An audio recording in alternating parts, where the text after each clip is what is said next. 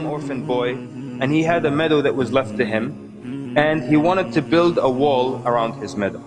And so he comes upon an area where there's a palm tree that belongs to his neighbor. So in order to build around that palm tree, his wall would not become straight, and therefore it would become weak. So he asked his neighbor to give the palm tree to him so he can include it in his territory and build a wall around it. So his neighbor refused. So he tells him, you have many other palm trees and this one won't hurt you, so just give it to me so my wall can be straight.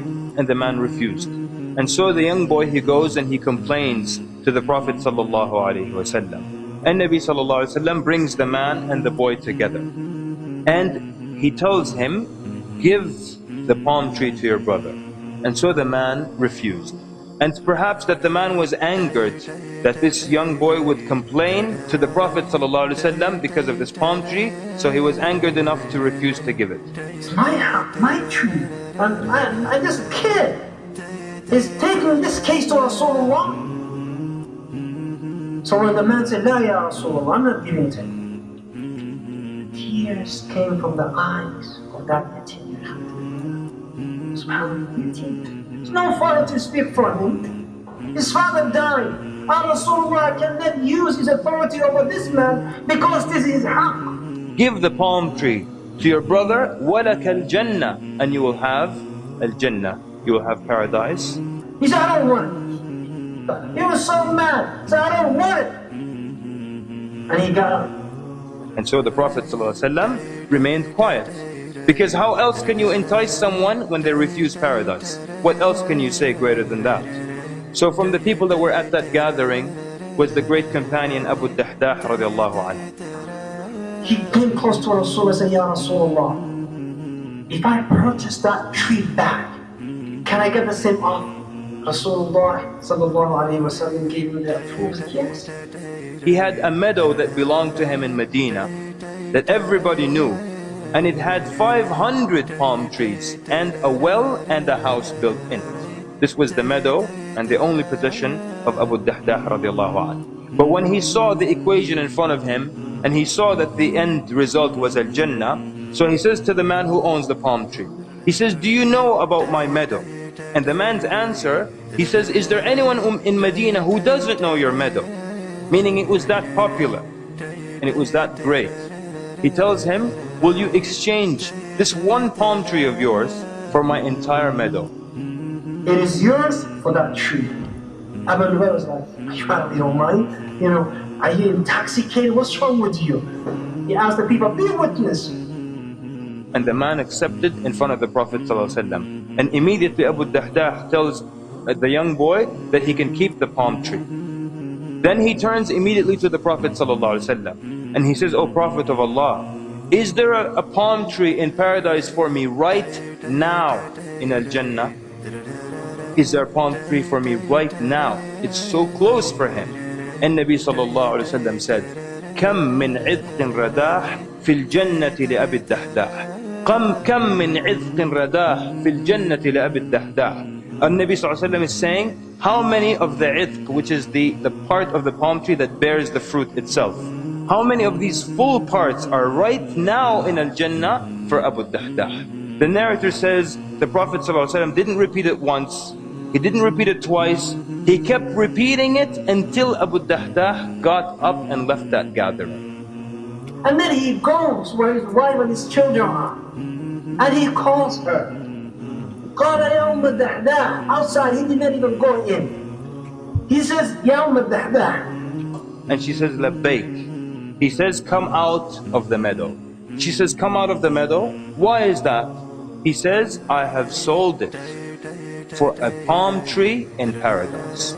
And no doubt, brothers and sisters, if you have a palm tree in paradise, then no doubt you will be in paradise as well. So when he tells her that, what does she say? Does she complain about where they're going to live? Does she complain about the provision or the money that they have lost? Does she even ask for the details of which palm tree and how did you exchange 500 for one? She says, Allahu Akbar, Rabih al-bay'u ya Abu Dahdah. She said, Allahu Akbar, what a prosperous sale ya Abu Dahdah. And then she began to take the children out of the meadow. And she began to search their pockets, and she would take out all the dates that they had in their pockets, and she would say, this is not for us, this is for Allah subhanahu wa ta'ala. So brothers and sisters, this is how the righteous before us felt that paradise was close. This is how they sacrificed anything in order to do something for the sake of Allah. But Abu Dahdah radiallahu anhu was not satisfied with the thing that he gave. In the Battle of Uhud, when Rasulullah sallallahu alayhi wa sallam was injured, when Utbah bin Abi Waqqas threw a rock on the face of Rasulullah sallallahu alayhi wa sallam, broke his tooth, cut his lip open on the right side, and then Abdullah bin Qami'ah, he came from behind and Rasulullah is injured from that rock on his face, and he hit him so on his shoulder. And then Abdullah bin Shihab al-Zuhri, he hit the head of Rasulullah and his head was open and the blood was gushing from the head of Rasulullah sallallahu alayhi wa sallam. Every time Rasulullah could not get up, could not stand up. And every time that an army approached, Rasulullah would say to them, who is my neighbor in Jannah? And stop his speech until all of them were killed. Rasulullah sallallahu alayhi wa sallam, after the battle was over, and he started turning and searching for the people who were killed. And who did he find in Khud?